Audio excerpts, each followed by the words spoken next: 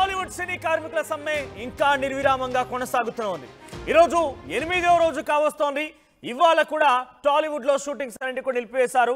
ఏపీకి అటు టాలీవుడ్ కార్మికులు వివాదం షిఫ్ట్ అయినట్టు తెలుస్తోంది. ఇప్పటికే ఇక్కడ కోమటిరెడ్డి వెంకటరెడ్డి సినిమాటోగ్రఫీ మంత్రిగా ఆ కార్మికులపైన చర్యలు తీసుకోకండి, కార్మికులపైన అనవసరంగా కేసులు పెట్టకండి, వారి డిమాండ్ న్యాయబద్ధంగానే ఉందని చెప్పి కార్మికుల పక్షం నిలబడ్డట్టుగానే మాట్లాడుకొచ్చాడు. ఈ నేపథ్యంలో అటు ఏపీ ప్రభుత్వ సపోర్ట్ కూడా తీసుకునేందుకు ఏపీకి టాలీవుడ్ కార్మికుల వివాదం షిఫ్ట్ అయింది. మంత్రి కందుల దుర్గేష్ ను కలవబోతున్న నిర్మాతలంతా కూడా షూటింగ్స్ ని బంద్ చేస్తున్నట్టుగా ప్రకటించింది ఫిల్మ్ ఫెడరేషన్. ఇక ఫిల్మ్ ఫెడరేషన్ వేతనాల పెంపులకు సహకరించిన నిర్మాతల షూటింగ్స్ కూడా బంద్ అయిపోయాయి.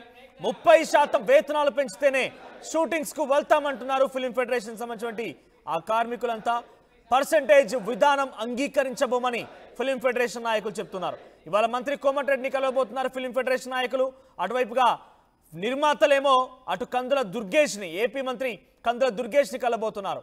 సో ఒకవైపు నిర్మాతలు కందుల దుర్గేష్ ని, సినిమాటోగ్రఫీ మంత్రి ఏపీ మంత్రిని కలబోతూ ఉంటే ఇటువైపుగా కార్మికులేమో కోమటిరెడ్డి వెంకటరెడ్డిని కలబోతున్నారు. ఇది ఇంకా రోజు రోజుకి వివాదం ముదురుతూ ఉంది, కానీ ఏమాత్రం కూడా తగ్గడం లేదు.